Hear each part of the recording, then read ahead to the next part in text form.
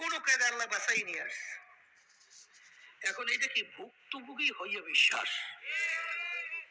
এই অবস্থায় পড়ার পরে অনেক সময় মানুষের হুঁশ হারাইয়া ফেলে, তখন ঘুমের ঘরের মধ্যে বাগ বাগ করে চিল্লে গেছে।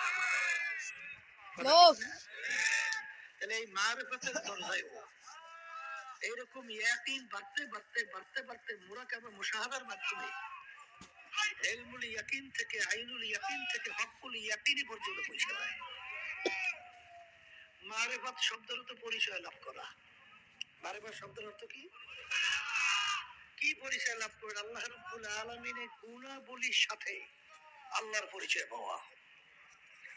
আমার মালিক কত বড় কুদরতের মালিক। এই বিশাল আসমান কে বানাইলো?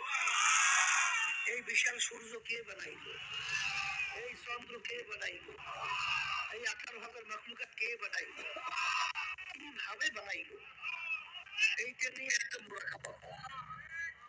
এই চিন্তা করতে করতে করতে করতে তখন ওই আল্লাহর বান্দা বান্দি তখন আমার সৃষ্টিকর্তা আমার মালিকের প্রতি তার একটা পরিচয় হইতে থাকে। যেমন